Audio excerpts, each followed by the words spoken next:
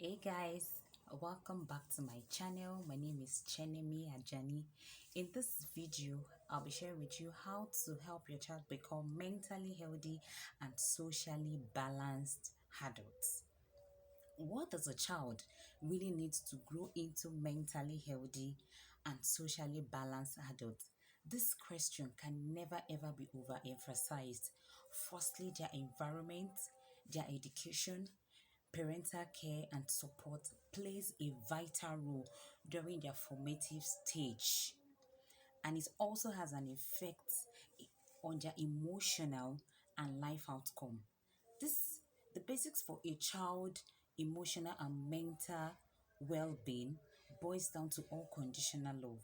Now, when a child is loved, regardless of his accomplishments, success, and achievements in life, that child, you know, it helps that child gain confidence to face challenges ahead. But when a child has this notion that love is a subject of success, is a subject of, you know, accomplishment and success, it gives room for unhealthy mindset and can lead to depression. It can lead that child into depression. The child can go into the child will feel so bad that, oh, they don't love me because I do not achieve this in life, or because I have not accomplished some certain stage in life. I've not accomplished some certain things in life. That is why I am not being loved by my family.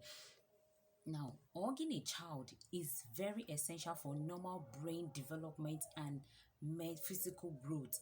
There is no better time to exploit hugging a child, but in this part of the world, especially Nigerians, we don't tend to exploit that with a child. We don't tend to hug a child because we feel I don't have time, Joe, or we just don't feel like doing it. We don't feel it's the right thing for us to do, but it is actually good to exploit that particular aspect of life, hugging a child, because it brings warmth to that child. It makes them feel safe even when they are struggling, having these feelings, this struggling with bad feelings or poor performance at home or in school. It makes them feel, oh, I am safe with mom, I am safe with dad, and the rest. Another point is positive discipline. It is good to teach a child that there are consequences for every actions. It is better to teach a child early that there's some actions at some punishments are attached to some actions that are wrong. Now, for every action comes punishment. Every bad actions comes punishment. It is actually good to pass that message to a child, but we should also try and avoid the use of harsh discipline. We should also try and avoid the use of discipline that will cause physical and psychological pain to that child. For instance, probably a child lied, or a child stole something, or a child didn't do his or her house chores you allocated to them, and then you got so angry and you just smacked the child's head against the wall, or you use stick and then inflict pain on the child's body and bruises. It passes a wrong message to that child. You're not making that child feel, oh, what I've done is very wrong, and that is why they are punishing me. That is why mommy is angry. You're giving the child a wrong message. You're trying to make the child, you've made the child feel hated. Like, why would mommy eat me this way? Why would daddy eat me this? Why would she eat my head against the wall? But when you approach the use of positive discipline, that has to come with a calm and communicated way of telling a child, oh, this is how you're supposed to do this is how you're supposed to do that, what you've done is wrong, don't do that again. When you sit a child down and you tell that child, oh, do this and do that, don't do this again, don't tell lies, don't insult your elder ones. When I allocate something to when I allocate house chores for you to do at home, you do it ASAP, you do it, and according to how I ask you to do it. Don't tell lies. When you communicate that correction in a calm way to that child, the child will actually know, oh, oh, I'm so sorry, I'm not going to do that again. And the child, at the end of the day, the child will just, will end up not even doing it again. So we should try and use this approach of positive, you know, discipline a child. We should communicate our correction to a child instead of just, you know, get angry and then we just inflict pain on the child. I understand the fact that kids can be very frustrating sometimes. They can push you to the wall and make you act in ways that at the end of the day you just sit down and regret, oh, why did I have to do this? Why did I have to take this action? And then you end up apologizing to them. But we just have to be calm in correcting a child. You have to be calm in passing your message to a child, passing that message of correcting that child. You need to be calm in doing that. Now, on that point is self-esteem. You need to build your child's self-esteem. Nobody can do it other than you, the parent to that child. When you don't build your child's self-esteem, right from home, who else is going to do it? You need to encourage your child. You need to push your child. Oh, I know you can do it. I believe in you. Even when the child comes back home, with a result that is not really pleasant, you don't have to, the child already feels bad already. You don't have to rub it on the child's face all over again. You don't have to make the child feel, oh, you are so lazy, you are a dullard. See, your younger sister has A all through, and you're coming with C, you're coming with D, and even an E and F. You don't have to bring the morale of that child. You need to encourage that child. You need to sit that child down and find reasons why that child is actually performing. The child performance is very, very bad, very, very low. You need to know that. You need to make some findings from that child, and at the end of the day you need to encourage that child. You need to, oh, say nice words to that child. Oh, I believe in you. I know you are going to make me happy the next time. You're going to have an you're going to have B all through, A all through. You're going to make me happy. By so doing, you are boosting the morale of that child. You are building the child's self-esteem, and then the child will feel, oh, I know by next time I'm going to work harder. I'm going to put more effort, and then I'll bring an A. I'll give mommy an A. I'll make mommy proud. I'll make daddy proud. But when you rub that child, that child weakness on the child's face, it brings them down. It doesn't make them feel good.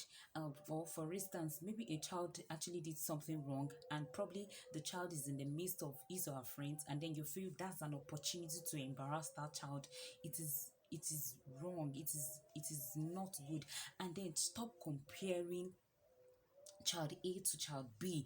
Your children are different. You give birth to them differently, at different time. So you don't compare child A to child B. If child A is a fast learner, child B is a like slow learner, like you don't compare them together. You need to give each child, you need to give each child that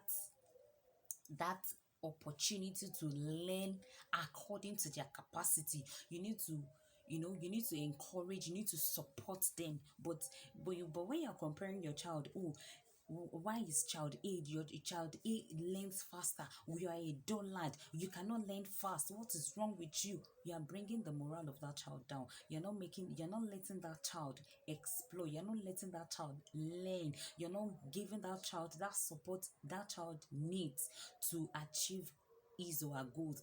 And then you need to create that opportunity for them to excel using their natural gift and their talents. Most parents we don't most parents don't most parents don't tend to encourage their child using their talent, using their natural gifts. Every child is born a genius. You just need to notice, you just need to know what that aspect your child is good at.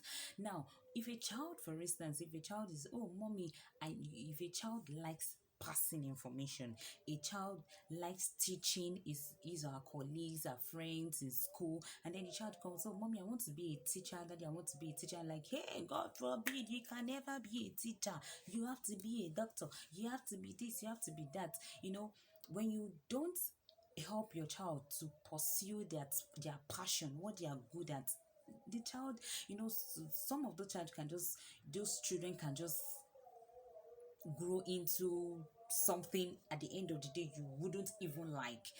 When you impose your decision on a child, when you don't make them explore in that aspect that they are very good at, it can turn out being disastrous. So you need to help your child, you need to support your child, you need to make them feel, oh, they can come to you for anything. They can, oh, mommy, daddy, this and this, I need your support in this. And then they are so sure that they are going to get that support from you. You need to help your child. You need to love your children equally. Stop comparing your child with another person's child. Your child is different, your child is special, your child is unique in their own special way. So love your children, express, teach your child in a very good way, correct your child using positive discipline, give them that unconditional love they need that they can never get anywhere else. It's so unfortunate there are so many children out there that don't, you know they don't even feel loved even when they have parents around. Their parents are alive, ill and healthy, but they don't feel loved. They don't get that love they need. Mommy and daddy provides for us. They are, everything we need is at home. We have everything we need, but that parental care, that parental love, that presence, they need it. So create time for your child, make them feel loved, make them know, oh, they can come to you for anything, instead of going out, oh, talking to their peers, and then they will get influenced wrongly in a way that at the end of the day, you yourself as a parent, you feel bad, like, oh, why didn't you come to me? And then they will tell you, mommy, you were never around, daddy, you were never around. Please love your child. Love your child, support them, help them set achievable goals that oh, you can achieve this in a particular point in time. Let's set these goals together, let's achieve it together as a family, and everybody will be happy. I hope you like this video. Please subscribe to my channel if you haven't. I'll see you in my next one. Until then, bye.